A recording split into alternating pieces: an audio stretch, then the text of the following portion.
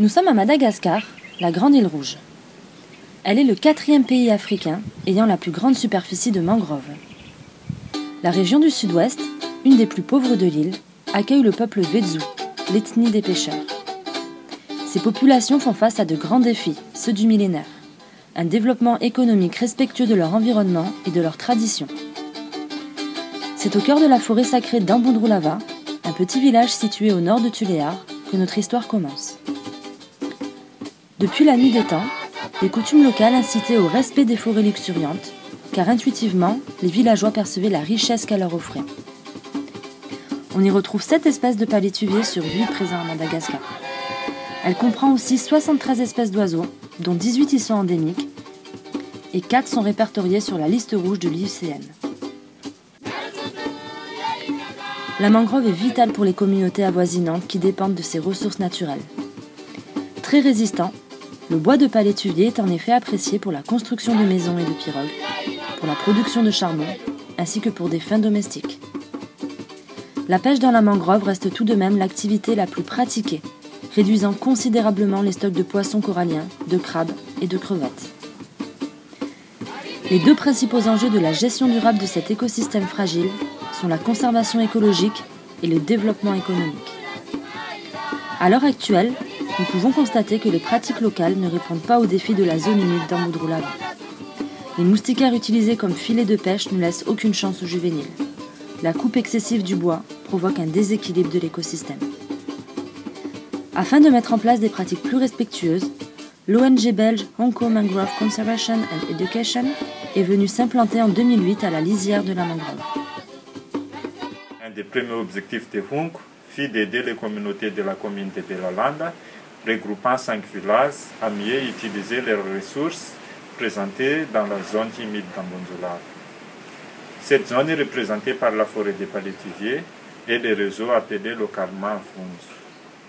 La construction d'un centre d'information de mangroves a permis de sensibiliser les villageois sur les principes de conservation et les techniques de restauration.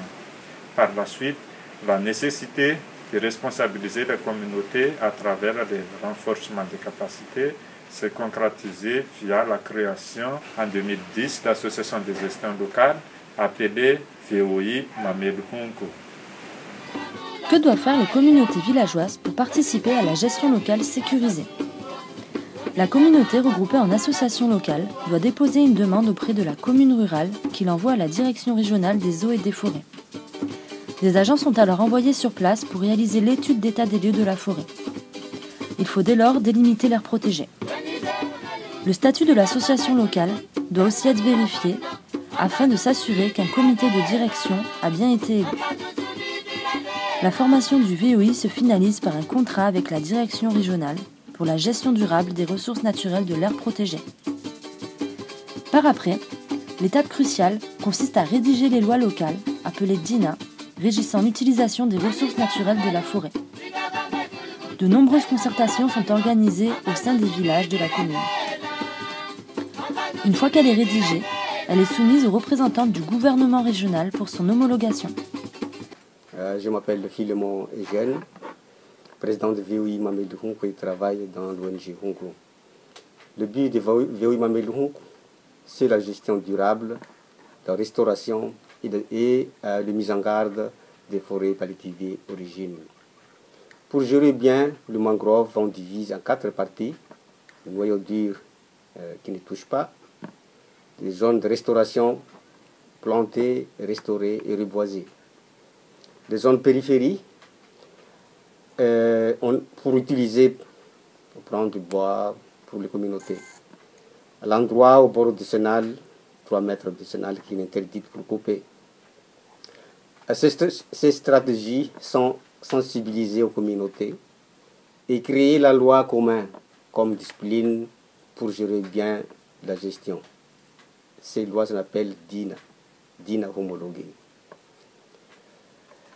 Le VOI Mamel Honko reçoit un support technique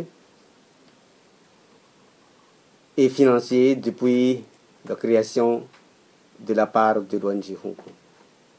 Mais après 5 ans d'existence, nous pouvons être fiers de dire que nous avons gagné l'autonomie.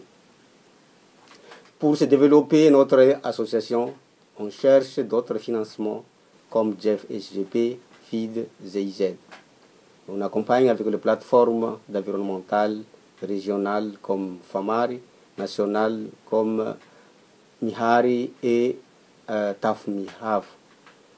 Il y a des échanges entre VOI et VOI. Le défi de VOI Mamadou Hounkou, c'est zéro travail illicite dans les mangroves. Les communautés sont bénéficiaires et responsables.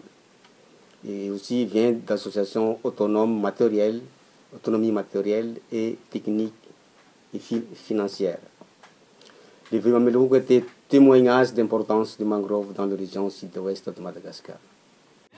En plus de gérer durablement leurs ressources, le VOI a également fait de grands progrès dans la restauration des zones de mangroves déboisées et dégradées. Avec l'appui technique d'Hounkou, le VOI et la communauté locale ont replanté près de 18 hectares de mangroves depuis 2009. Grâce à la plantation de propagules et de plants produits dans les pépinières villageoises, après seulement 5 années, de nombreuses zones sont déjà sensiblement plus vertes et montrent des signes de bonne santé de l'écosystème restauré. Beaucoup de membres du VOI sont maintenant des experts sur diverses techniques de plantation de mangroves et ont été appelés par plusieurs organisations à travers Madagascar, telles que le WWF, Blue Ventures, WCS et CETAMADA, pour partager leurs connaissances et leurs expériences sur la restauration de la mangrove. Outre l'acquisition d'une telle expertise, le VOI travaille depuis le début avec Hounkou pour le développement de divers moyens de subsistance.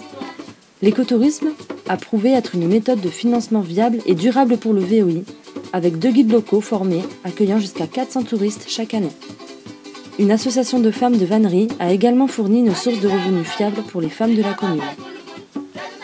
Suite à l'évaluation, après le premier contrat de 3 ans de la gestion communautaire des ressources de la zone humide d'Amboudroulava, le VOI Mamadou Hounkou va recevoir prochainement le renouvellement du contrat de transfert de gestion. Hounkou continue de soutenir le VOI dans ce projet dans les domaines du renforcement des capacités et de la sensibilisation de leur plan de gestion.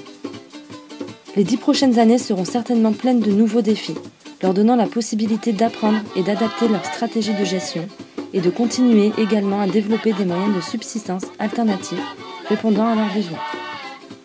Grâce à cela, les villages de Belalanda, Tanambao, Belitsake, Amboudroulava et Ambutibutski sont en bonne voie vers un avenir durable.